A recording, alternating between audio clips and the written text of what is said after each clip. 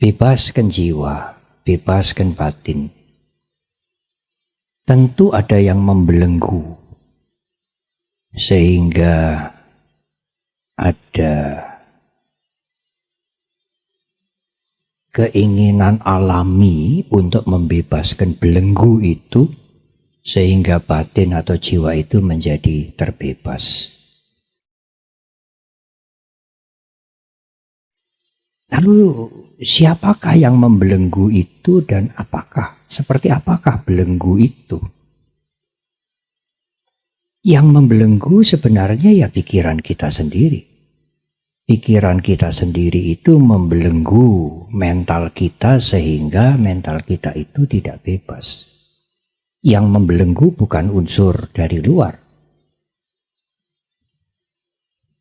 Tadi Ida Sri Begawan mengatakan mengubah pikiran. Ya dengan kalimat yang lain, bebaskanlah pikiran itu dari belenggu yang dibuat oleh pikiran sendiri.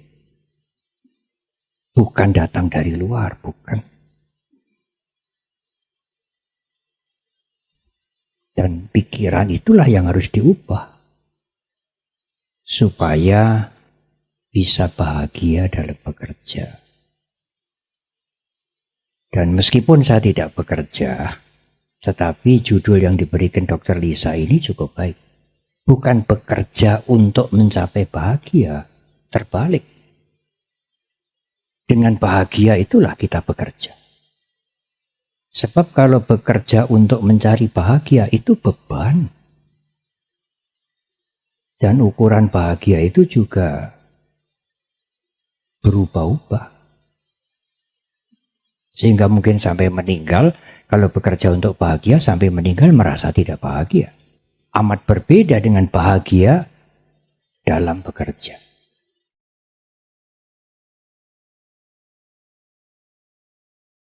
Ada beberapa cerita.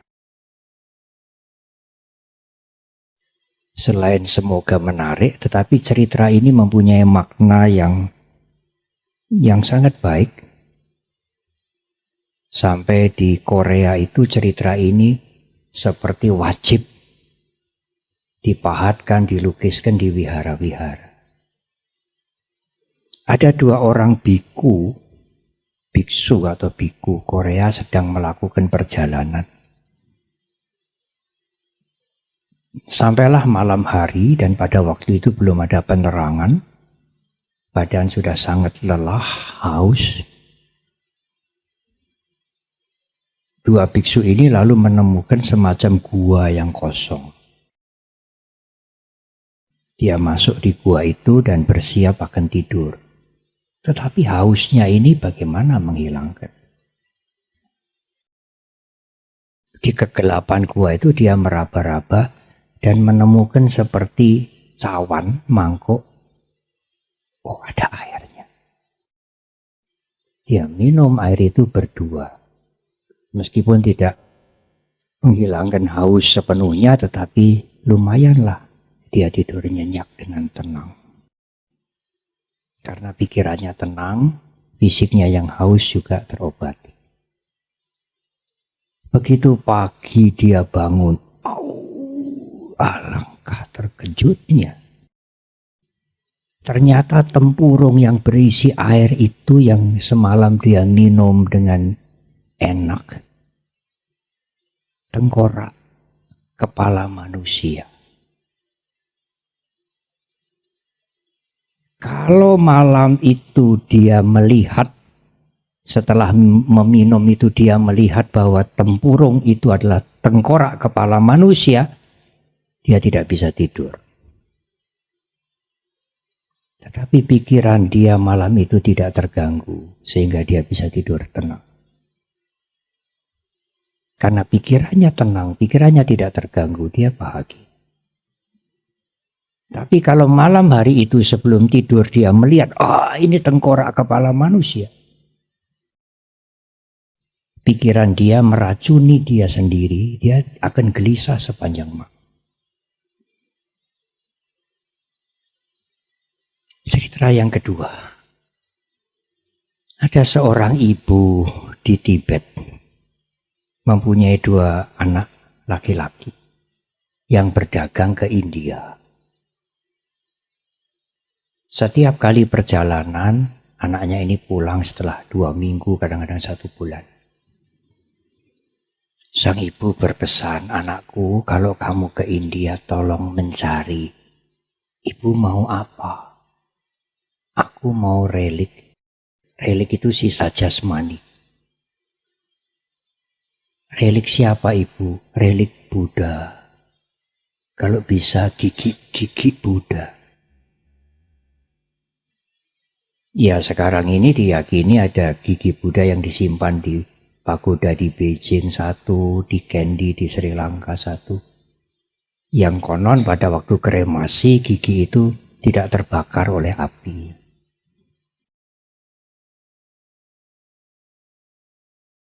Setelah sibuk berdagang, membeli, berjualan, sang anak pulang, ibunya menagih, aduh lupa. Sang ibu kecewa. Lalu pergi yang kedua. Jangan lupa ya nak, jangan lupa cari relik gigi Buddha. Danta datu dalam bahasa Sanskerta. Danta itu gigi. Datu itu ya bagian dari gigi. Tapi pergi yang kedua ini dia pulang lupa lagi. Sang ibu bilang, aduh. Nah, kalau nanti pergi ke yang ketiga, zaman dahulu, waktu saya masih kecil, saya masih ngalami. Tidak ada apa itu HP atau catatan. Ujungnya baju ini loh dibundeli. Ini dibikin bundel. Saya waktu masih kecil masih ngalami. Sehingga, oh ini ada janji. Anak itu, 2 anak ini lalu mau pulang. Ibu pesan relik gigi Buddha. Tapi di mana? Relik-relik itu sudah masuk di stupa yang besar-besar itu. Dan stupa di zaman dahulu itu solid. Enggak ada ruangan yang kita bisa masuk di tengahnya. Berbeda dengan stupa yang dibangun sekarang ya. Maaf. Waktu perjalanan pulang itu dia melihat bangkai anjing. Dia ambil gigi anjing itu, dibersihkan, dibungkus dengan sutra yang sangat baik, dimasukkan kotak yang sangat indah dari perak. Kotaknya itu juga dibungkus dengan sutra.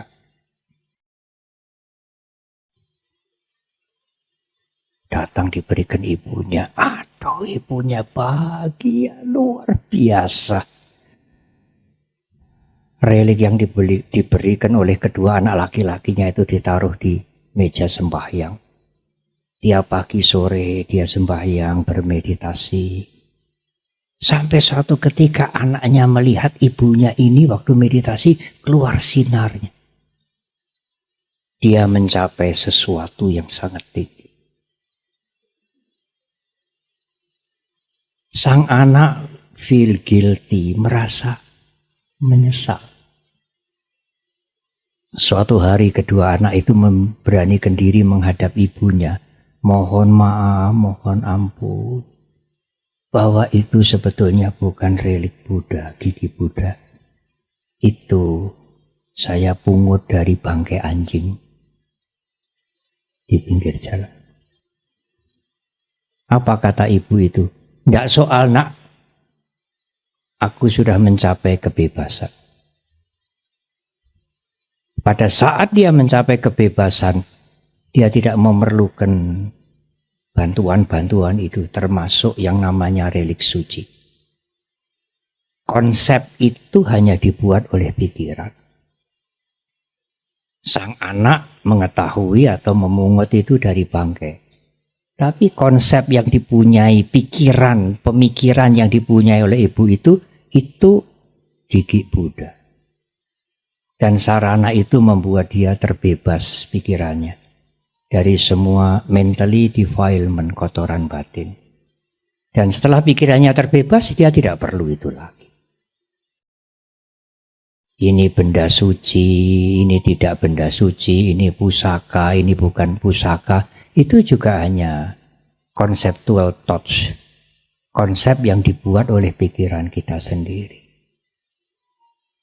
Dan kita itu dibelenggu oleh konsep-konsep itu.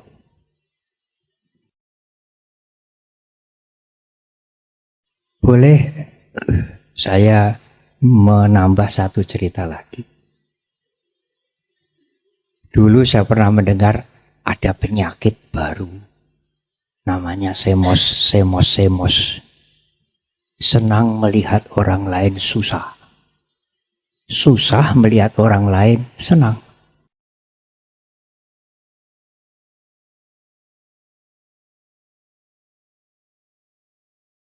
Kalau seseorang diberitahu, itu rumah si A itu semalam terbakar. Aduh, sorenya saya baru mau ngomong malam terbakar. Sang teman yang diberitahu itu mengatakan, iyalah, gimana lagi ya, di dunia ini semua kan tidak kekal. Apa tuh di alam semesta ini yang kekal? Tidak ada. Ya dia harus menyadari itu. Dia bisa menanggapi dengan bijak, dengan wise, dengan tenang.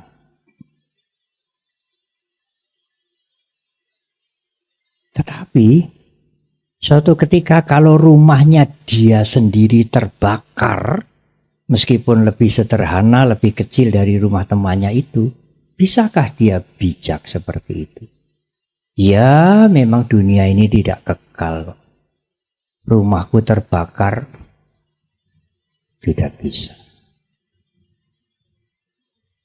Jadi yang membuat seseorang sedih, susah, itu karena rumahnya terbakar? Tidak. Karena orang ini tidak susah terhadap rumah temannya yang terbakar. Tapi kalau rumahku terbakar, nah itulah penderitaan, suffering. Jadi yang menjadi masalah itu bukan rumahnya yang terbakar, rumah yang terbakar, kunya itu. Kalau mobil teman yang baru masuk selokan, masuk jurang, tabrakan, ya harus hati-hatilah kalau berlalu lintas.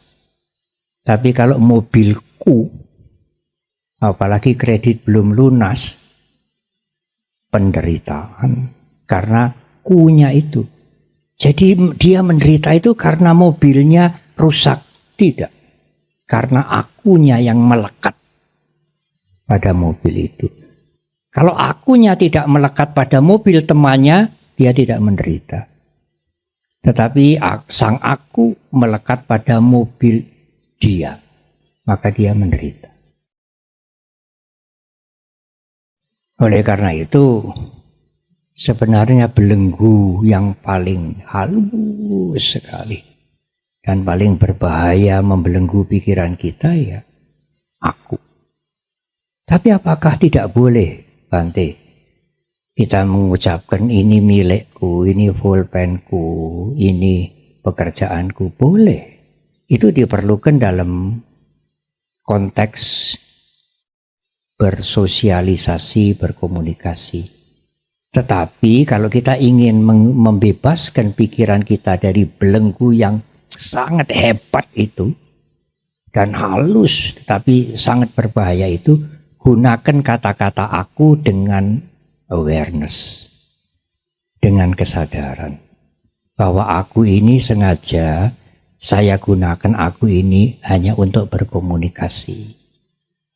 Tidak ada aku yang sebenarnya.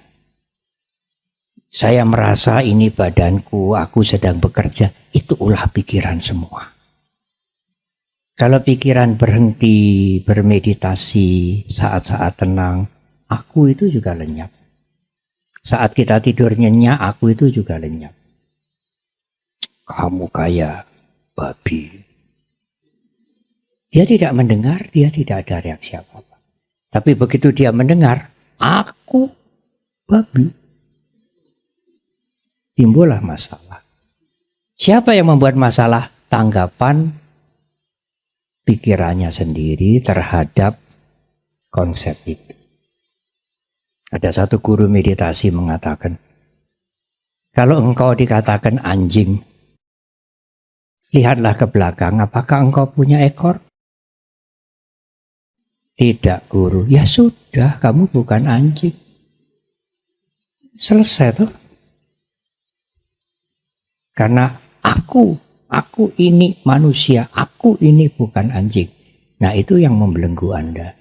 Menimbulkan kemarahan, kejengkelan, kebencian, kekejaman, dendam, dan lain-lain. Ini anakku, apa tidak boleh, Bante? Oh, ini masalah yang tidak mudah.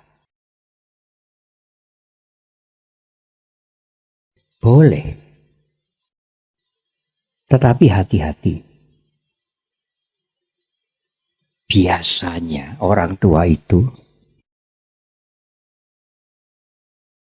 dengan kalimat yang agak jelas ya, lebih kejam kepada anaknya sendiri ketimbang anak orang lain. Kalau anak orang lain kurang ajar, berbuat salah dan lain-lain, seseorang itu masih kalau memperingatkan, kalau menasehati harus hati-hati. Ini anak orang lain. Tapi kalau anaknya sendiri tidak peduli. Karena anakku harus sesuai dengan citraku. Harus menjaga namaku, harus tidak boleh mencoreng aku, kukunya itu menimbulkan kebencian, kemarahan, kejengkelan, keserakahan, dan lain-lain. Jadi sebetulnya yang membelenggu mental kita, jiwa kita itu ya kita sendiri. Bukan ada kotoran dari luar yang nemplek kemari, ya bukan. Oleh karena itu Dr. Herin mengatakan, di luar ini seperti apapun kalau engkau bisa mengubah dirimu, engkau tidak akan terpancing. Terpancing untuk marah dan sebagainya. Oleh karena itu diperlukan pikiran yang tenang. Ida Sri Begawan mengatakan, pikiran yang tenang itu seperti air yang tenang. Yang zaman dahulu kalau kita bercermin di air yang tenang itu akan mantul seperti apa adanya kita. Di dalam ajaran Buddhis juga ada 3 macam perumpamaan air yang diberikan oleh Buddha Gautama sendiri. Air yang bergelombang, air yang keruh, yang hitam. Air yang bergelombang, air yang mendidih. Bergelombang itu karena ada angin, mendidih itu karena seperti dipanasin itu. Lalu yang ketiga air yang keruh, yang bacin, yang bau. Itu pikiran kita. Jadi kalau air itu tidak bacin, tidak mendidih, tidak bergelombang tenang, bukan persoalan dia orang kaya atau tidak kaya, orang sedang-sedang atau tidak begitu cukup. Kalau pikirannya tidak bergelombang, ya dia akan bahagia. Mengerjakan apa saja dia bekerja dengan bahagia. Dan dia bekerja bukan untuk meraih bahagia. Justru dengan bahagia dia mengerjakan segala sesuatu, itu hasilnya jauh lebih, secara fisik juga jauh lebih bermutu daripada orang yang bekerja untuk mencari itu gaji, apa itu bonus, dan apalagi bekerja untuk bahagia. Mungkin sampai meninggal dia kecewa, tidak pernah menemukan bahagia. Bahagialah dalam bekerja, bukan bekerja dengan dibebani untuk mencari bahagia.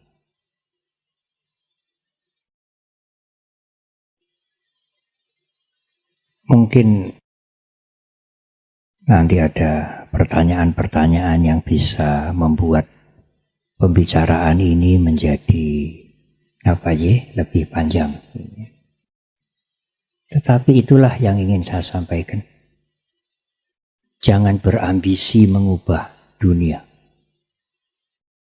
Ya tentu kita mempunyai tujuan-tujuan tertentu, membuat masyarakat menjadi lebih baik, lebih sederhana, lebih sejahtera. Tetapi suatu saat usaha-usaha itu mungkin dalam bahasa Jawa mentok, ya. Tidak bisa lagi.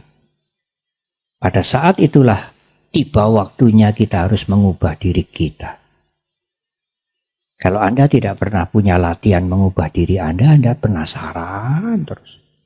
Ingin mengubah yang di luar terus. Padahal masalahnya itu ada pada pikiran kita. Izinkan saya menutup dengan satu cerita tambahan. Agak sederhana. Atau sederhana sekali. Dan mungkin sedikit kasar. Seekor anjing yang tidak pernah tenang. Dia berada di bawah meja ini gelisah. Pindah ke sudut sana gelisah. Pindah sudut situ gelisah. Keluar gelisah. Seolah-olah tidak ada tempat yang nyaman. Sebetulnya yang membuat anjing itu tidak nyaman bukan tempat-tempat ini. Karena di kepalanya ini ada koreng. Dan korengnya itu ada, bahasa Jawa singgat, ada belatungnya. Belatung yang ada di koreng anjing itu yang membuat anjing itu tidak tenang. Ya kemana-mana kalau belatungnya tidak dibuang ya dia tidak tenang. Kalau Anda tidak bisa memanage pikiran Anda, tidak bisa membebaskan pikiran Anda dari yang kasar, keserakahan, iri hati, kebencian, kemarahan, sampai yang paling halus, keakuan. Kalau itu tidak dieliminasi, tidak dikurangi, ya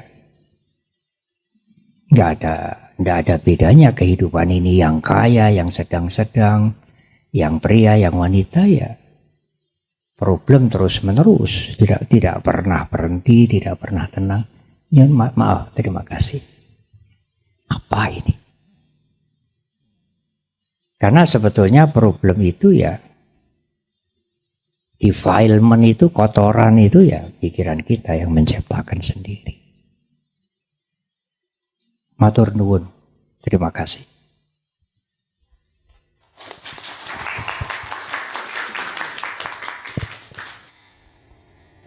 Ada yang ingin ditanyakan dan ingin kita diskusikan bersama? Monggo.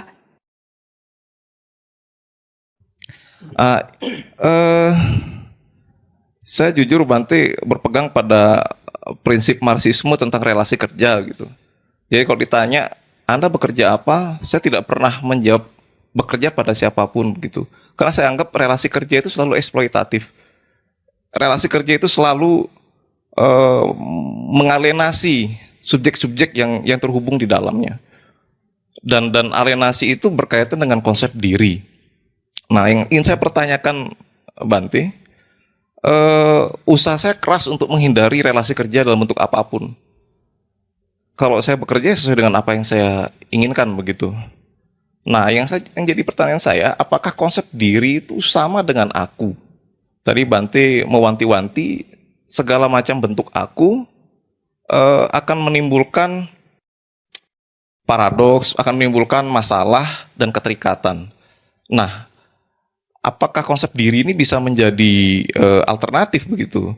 Jadi dengan memahami bahwa diri ini bagian dari semacam, kalau dalam konsep yoga itu purusa, atau konsep manusia kosmik, atau seperti apa Bante? Itu mohon wejangannya. Terima kasih. Beberapa tahun yang lalu, sudah agak lama, siang hari tiba-tiba saya menerima tamu. Kaget saya. Tamu itu adalah Buya Syafi'i Ma'arif. yang beliau mengendarai mobil beliau sendiri. Beliau masih sehat waktu itu. Sekitar 20 tahun yang lalu lebih. Waktu siang itu kami berbicara di ruang tamu seperti yang ide Sri Begawan dengan Dr. Lisa duduk itu. Buya Syafi'i mengatakan, saya mau sholat dulu. Lalu saya menjawab, waduh Buya, saya tidak menyediakan sajadah. Sajadah itu kain atau karpet yang 4 persegi panjang yang biasanya untuk alas saudara kita Muslim kalau sholat. Buya Syafi'i menjawab, bumi ini sajadah kita. Jawaban yang saya sampai hari ini tidak lupa. Bumi ini sajadah kita. Lalu beliau sholat di ruang tamu kita itu. Tentang diri, Yun Sewu tadi asmanya Mas Adi. Dalam bahasa Sanskerta, kalau Adi itu ditulis ADI, artinya pertama. Tapi kalau ADHI artinya luhur.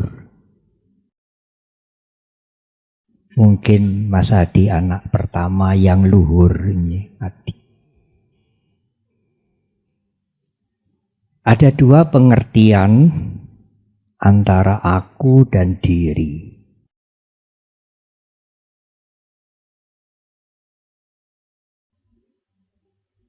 Yang pertama, dalam pandangan kami,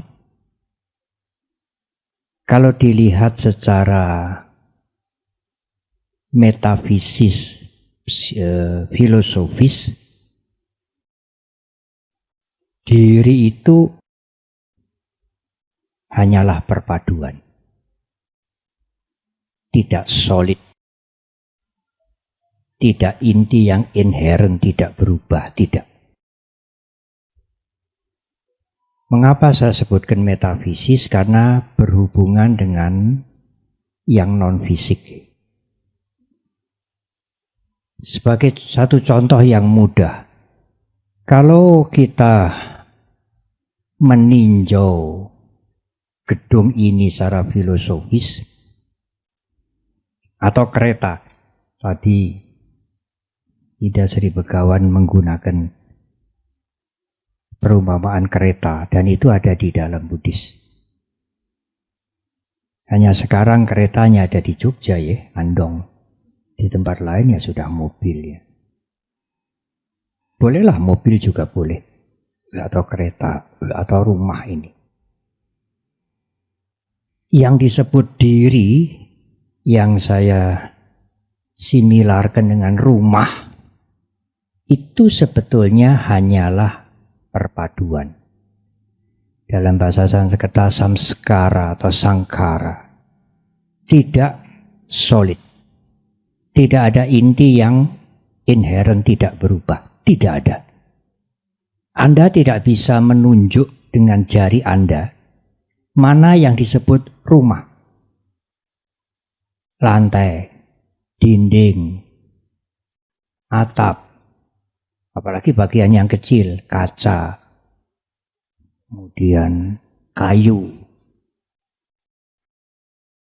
Mana yang disebut inti dari rumah, yang bagi kita adalah diri.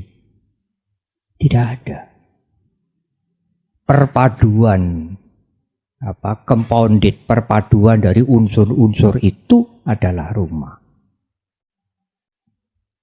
Nah, pengertian itu sangat perlu sekali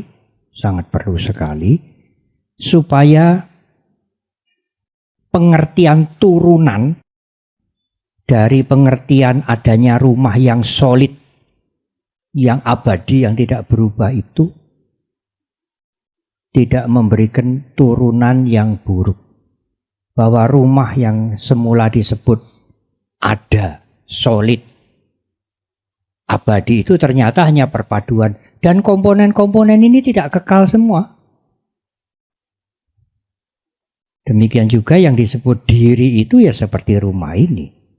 Selain ada fisik, kemudian ada potensi untuk merasakan senang tidak senang, ada kemampuan psikologis untuk mengingat, untuk berpikir, untuk bermacam-macam aktivitas mental, consciousness yang semuanya berubah. Tidak ada yang solid, bukan solid, dan tidak ada inti yang inherent. Jadi diri itu konsep. Rumah ini konsep karena terbentuk dari bermacam-macam komponen. Rumah yang inti, yang utama, yang mana tidak ada. Nah, pengertian ini perlu supaya tidak menurunkan aku psikologis. Aku psikologis itu adalah ego. Diriku, jasaku, pengorbananku, kemampuanku, termasuk aku dizolimi, aku difitnah, aku dijelekan, aku. Padahal aku itu adalah bentukan pikiran secara psikologis yang menganggap secara filsafat diri itu ada, padahal tidak ada. Nah, kalau kita bisa mengubah cara berpikir kita, oh diri itu tidak solid, tidak ada inti yang inherent, semua adalah compounded, perpaduan, maka otomatis aku, ego itu, ahangkara itu, arogansi, kesombongan itu otomatis menurun. Apanya yang mau diakukan? Itu kan hanya permainan pikiran saja. Dan pikiran itu kebiasaannya, ada psikolog lain yang menggunakan kalimat kecenderungan. Saya sering menggunakan kebiasaan habit. Habit pikiran itu selalu mengklaim itu.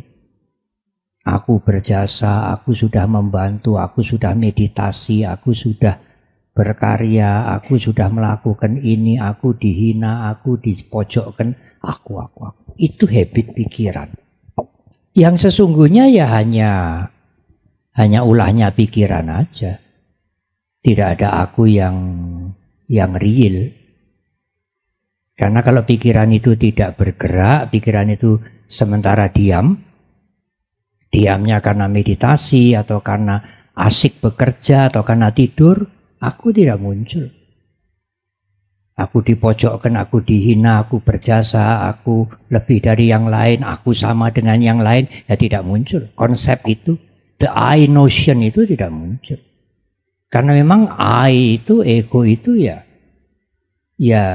produknya pikiran. Yang menganggap, mengapa pikiran bisa memproduksi aku? Karena pikiran menganggap diri ini ada dan solid, padahal itu hanya perpaduan. Mohon maaf kalau kalimat ini mungkin sulit ditangkap, tetapi saya yakin Mas Adi mengerti dengan baik. Saya ingin menambahkan satu hal.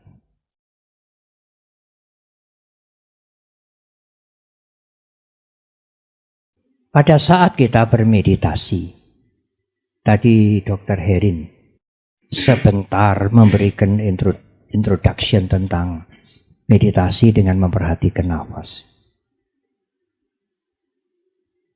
Pada saat kita meditasi itulah kita bisa membebaskan diri kita dari non-dual, dari dualisme, menjadi non-dual.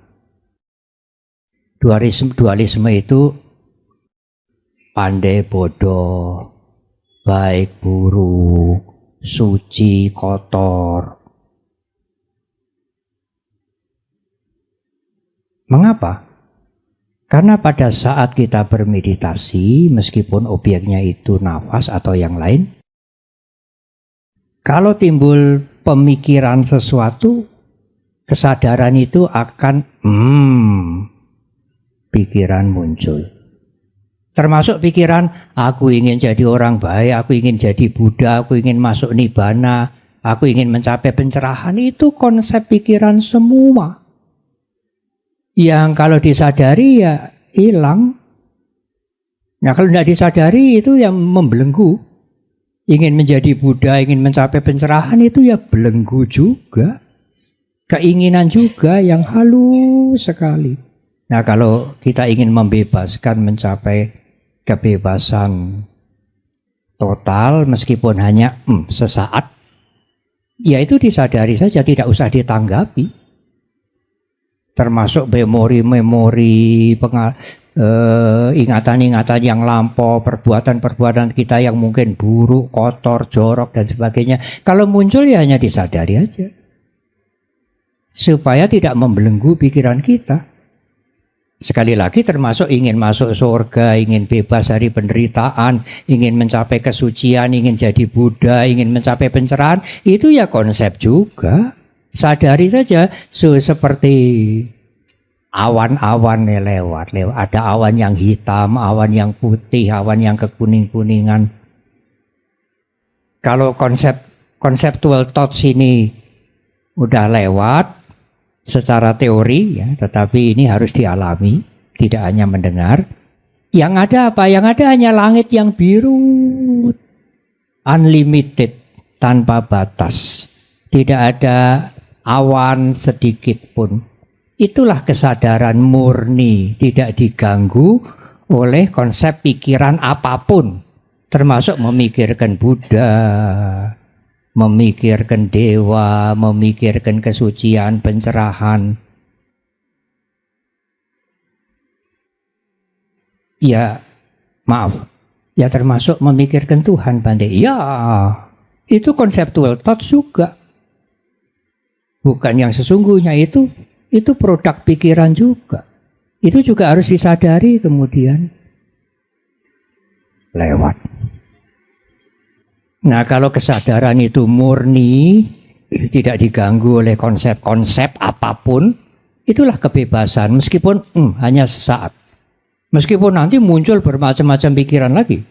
Ya memori-memori, worry, takut hari depan, khawatir dan lain-lain. Karena apa? Karena karena sisa-sisa kotoran batin itu masih ada, belum habis. Tapi pada saat kita meditasi menyadari semua macam pikiran yang muncul itu menjadi konsep-konsep itu menjadi lenyap. Meskipun sesaat, itulah kebebasan. Ada orang yang menanyakan, kebebasan sesaat. Nah kalau simpanan-simpanan, timbunan, sisa-sisa kotoran batin ini sudah lenyap, yaitu kebebasan akhir. Meskipun kebebasan sesaat atau kebebasan akhir, seperti awan yang sudah lewat-lewat semua, tinggal langit yang biru. Secara teori untuk menjelaskan, memudahkan pembicaraan ini, itulah kesadaran yang tanpa dikotori oleh konsep pikiran apapun. Nah, kalau ada yang bertanya, apakah itu nyata, Bante? Apakah itu ada? Kalau Anda bertanya itu nyata atau ada, terjebak lagi pada dualisme antara ada dan tidak ada. Awan yang biru, langit yang biru bersih. Kalau dikatakan tidak ada, juga tidak. Kalau dikatakan ada, juga tidak. Ya demikianlah. Kalau langit yang biru, yang tanpa batas itu ada, ya kita bisa melihat ya mesti ada. Tapi ada yang bagaimana? Tidak ada. Tidak ada tetapi ada. Nah, Anda akan masuk lagi kepada dualisme. Antara ada tidak ada, baik buruk. Meditasi membuang semua itu.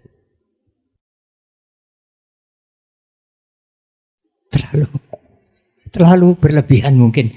Matur nuwun, terima kasih. Terima kasih sekali Bante. Ini malah tadi menyambung tadi pertanyaan tadi, yaitu mengenai relasi kerja itu. Seandainya tidak ada aku, kemudian kalau gitu yang bekerja itu siapa? Dan kita bekerja kepada siapa dan siapa yang memberi pekerjaan?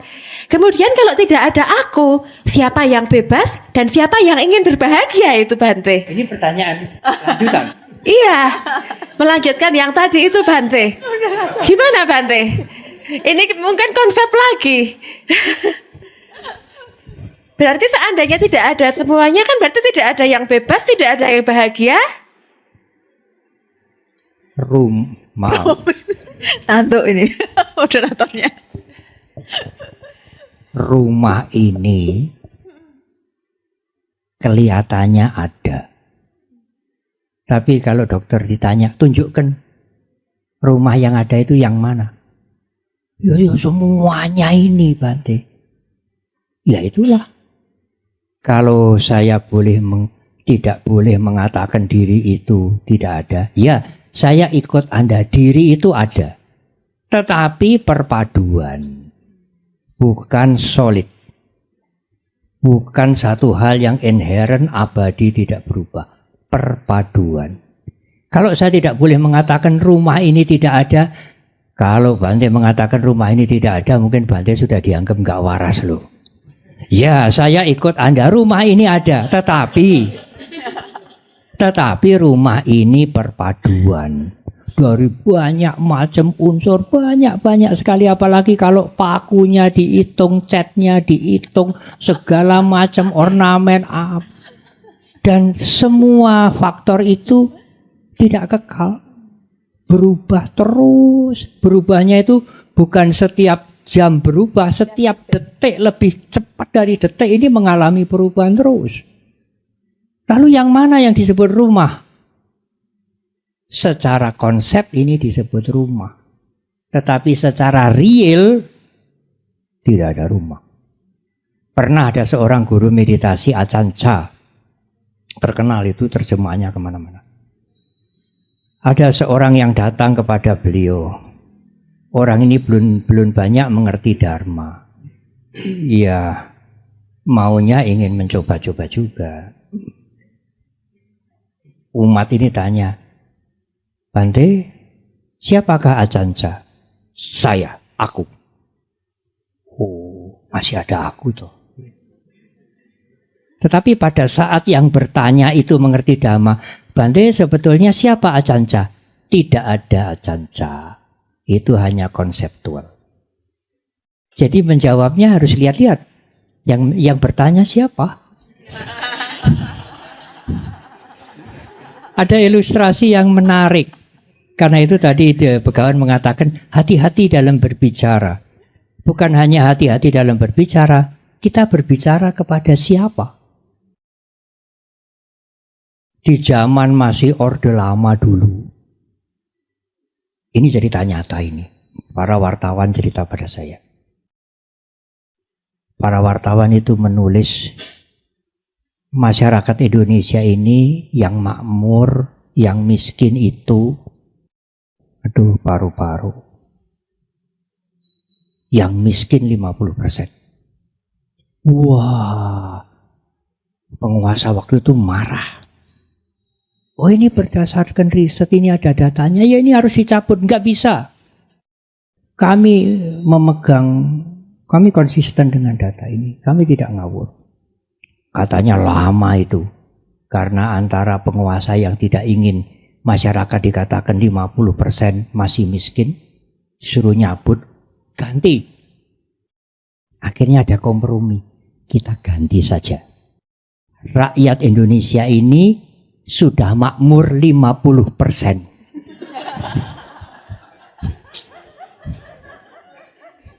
Penguasanya senang sekali. Jadi saya tadi kompromi dengan Dokter Erin. Kalau saya diminta, Bante, aku itu ada, diri ini ada. Yang bekerja, yang merasa sakit dan sebagainya, yang berkarya, rumah ini ada, kita bisa duduk tidak kehujanan. Ya Bu Dokter, saya ikut. Tetapi rumah ini adalah perpaduan dari banyak hal. Tetapi diriku bukan dirimu. Tubuhku, pikiranku, ini ada Bante. Ini lain dengan pikiran itu. Apa betul? Betul ini jasmaniku? Iya, ini bukan jasmaninya dia. Konsisten loh ya. Iya. Lalu saya sakit gigi. Saya mules. Hei perutku, gigiku, sembuhlah sekarang karena kamu ini propertisku, milikku. Tidak bisa. Tidak bisa. Berarti ini bukan milikku. Karena aku yang memilih itu juga hanya konseptual. Kalau gigi saya mau sembuh ya cari obat. Cari sebabnya mengapa. Kalau perut saya sakit ya cari sebabnya mengapa. Ini karena salah makan atau karena ada yang lain. Karena ini bukan milikku termasuk pikiran itu. Pikiran ya pikiran, dia jalan sendiri karena ada hukumnya. Timbul, tenggelam, ingatan kita tiba-tiba timbul, tiba-tiba kita lupa. Ya yang dalam tanda petik ya, yang eksis itu ya, yang aktual itu ya pikiran itu yang selalu berubah-ubah. Pemilik pikiran tidak ada. Kalau ada yang memiliki pikiran, hei pikiran, diam sekarang, sudah malam, saya capek, mau tidur. Tidurlah, mboten sakit. Semakin Anda ingin tidur, semakin Anda tidak bisa tidur. Lalu bagaimana? Lepaskan. Jangan terikat, lepaskan.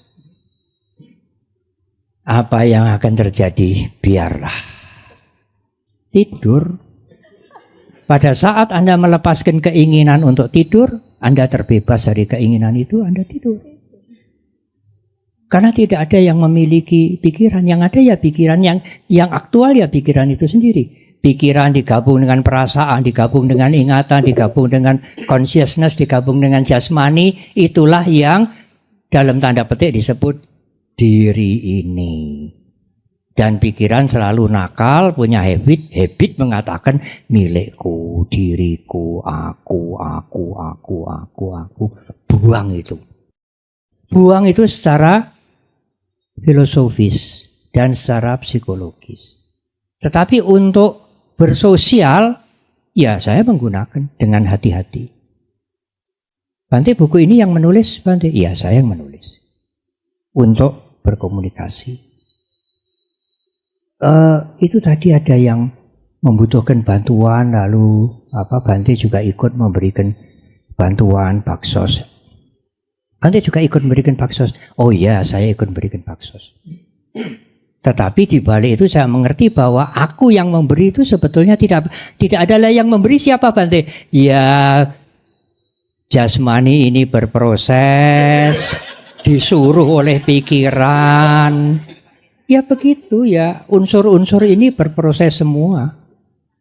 Nah, yang lebih gampang apalagi kalau ditinjau dari sudut sosiologis. Bagaimana aku bisa membantu dia? Aku membantu dia, aku memberikan obat pada dia. Nah kalau yang diberi tidak ada, apakah saya bisa bilang?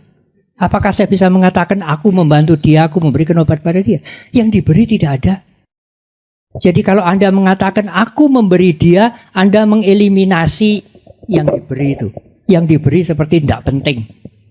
Yang sakit tidak penting, yang miskin, yang korban bencana yang tidak penting. Yang penting aku sudah ikut baksos.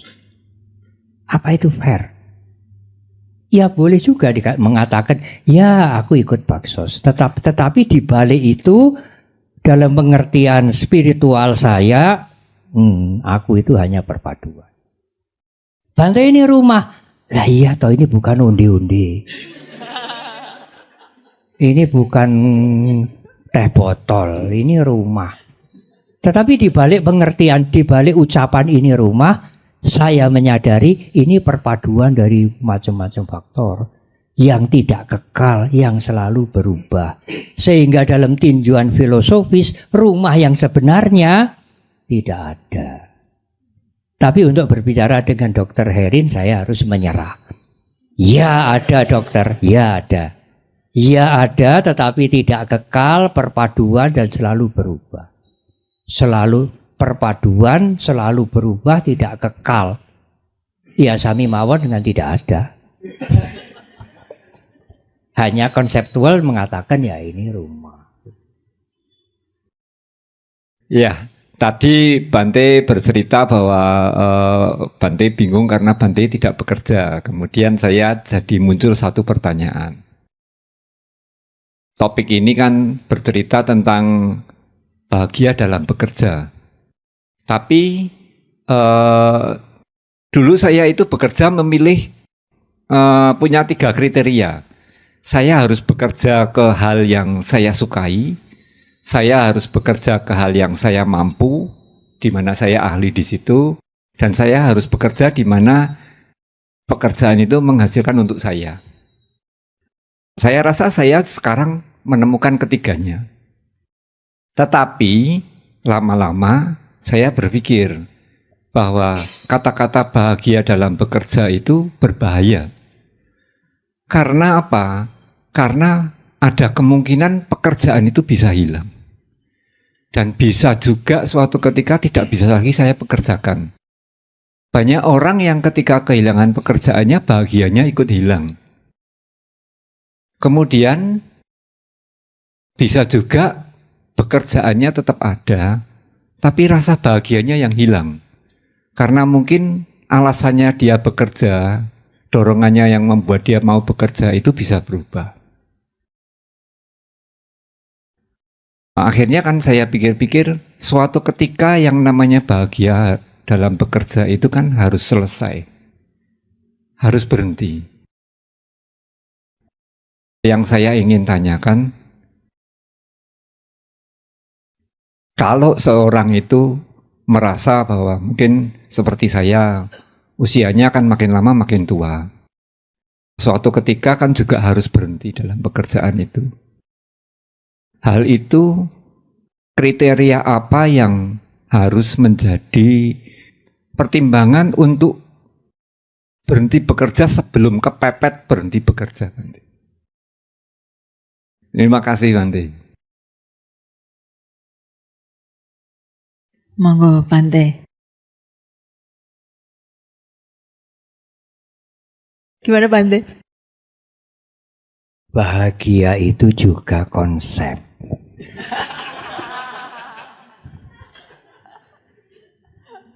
Dan tiap-tiap orang punya konsep yang lain-lain.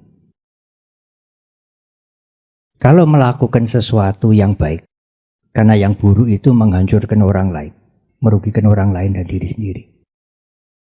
Kemudian merasa ini perbuatan yang baik, membantu orang. Tanpa pamrih, tanpa menginginkan imbalan. Bukan kejahatan. Saya bahagia. Sedikit pun tidak ingin imbalan apapun, ucapan terima kasih juga tidak. Oh saya bahagia. Buru-buru bahagia itu disadari. Karena itu konsep juga. Anda nanti akan terbelenggu dengan itu juga meskipun halus sekali. Ya kalau Anda bisa menolong mereka tanpa pamrih, tidak mengharapkan imbalan, terima kasih pun tidak.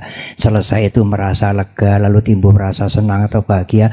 Disadari saja dengan awareness. Oh, seperti ini toh suasana batin. Ya sudah. Anda tidak akan terikat dengan konsep bahagia itu. Sehingga nanti nek aku ndak bekerja lagi, rak bahagiaku hilang. Aduh, sederhana sekali. Sehingga bekerja itu menjadi sebab, penyebab dari bahagia. Kalau tidak bekerja, tidak bahagia. Saya tidak bekerja. Bante merasa bahagia atau tidak bahagia? Mbuh. I don't care. Saya tidak peduli itu. Saya melakukan yang baik untuk masyarakat tanpa mengharapkan apapun, ya termasuk pujian. Saya melakukan tugas-tugas saya dengan baik. Selesai. Kalau timbul kepuasan, ya kebahagiaan, kesenangan, kepuasan, meskipun tidak selalu, semaksimal mungkin saya sadari, oh ini gejala mental. Kepuasan, rasa senang timbul. Supaya saya juga terbebas dari itu. Tidak ada lagi masalah. Tetapi Bante, kita ini kan masih perlu konsep. Iya, silakan. Hanya harus disadari konsep adalah konsep. Bukan aktual. Tapi pertanyaan tidak tambah lagi lah. Ini sudah jam 6 toh? Sudah 5:30 Bante. Tapi kita tadi mulai sebelum jam 4. Begini.